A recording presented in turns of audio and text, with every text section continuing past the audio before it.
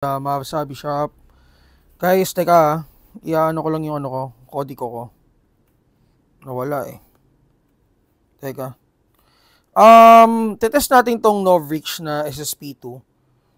Nung nakaraan, nag-test din tayo dito kasi nga may kumuha. Ito, medyo i-discuss natin yung spec niya. So, ito siya guys, Novrich SSP2. So, ito na yung, kumbaga, yung design niya is a modern design high kappa unit. Lapit mo onte, brother. So, internal parts is naka-upgrade na. OOTB. And then, naka-fixed barrel na rin siya with semi-split slide for better accuracy. Okay, and napansin ko din sa kanya guys, sa lahat ng Novrich na high kappa na unit na tinest natin, ito yung may pinakamalakas na na blowback. So talagang mararamdaman mo guys, at saka matigas siya, matigas yung trigger niya comparing it with the SSP5 and SSP1. So, matigas yung trigger niya guys and malakas yung blowback niya. Okay, so to, naka maple leaf na backing na rin and TDC hop-up. So recommended sa kanyang BB is 0.32. So mabigat. So kilala naman natin si Novrich guys, mostly ng mga units niya talagang mabibigat yung BB na nire-recommend. And then ano pa ba?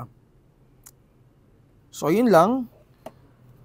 So metal slide, metal din yung niya, lower frame niya. And medyo pa flat yung trigger niya. So yung grip niya is polymer. And then may slim magwell siya. So magazine capacity is 30 rounds, high kappa magazine. So yung magazine niya parang parang WE. Wala rin siyang Novrich na na tawag dito markings dun sa magazines. And tawag dito, parang fit to sa army armament So TM spec Okay? So kasama sa box guys, lang magazine lang and syempre yung unit. Okay? So tetest natin. And yung manual guys kasama din. Okay, so tetest natin guys.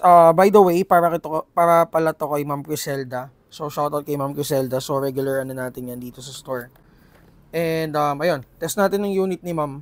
So for the full spec guys, habang tinetest natin yung unit, check nyo na lang dito sa screen natin. So magka-flash dyan yung full spec kung may nakalimutan man ako. Okay, test natin. Firing. Grabe, ganda. Ganda guys, ang ganda nung basta ang ganda ng putok niya, ang ganda. Comparing it with the SSP5, mabilis talaga. So smooth, pero ito guys, ibang klase, maganda. Though mabilis din naman siya.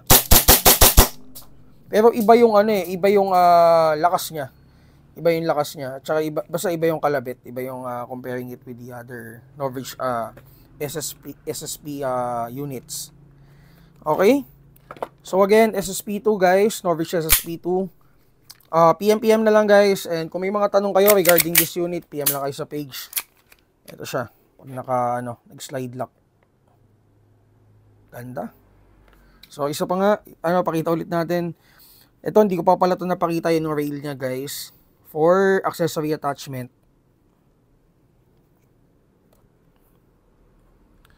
So same with the AW guys. Ito makikita nyo to. Para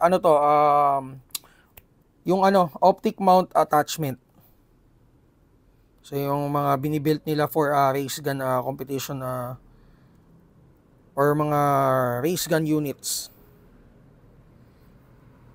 Okay, again guys,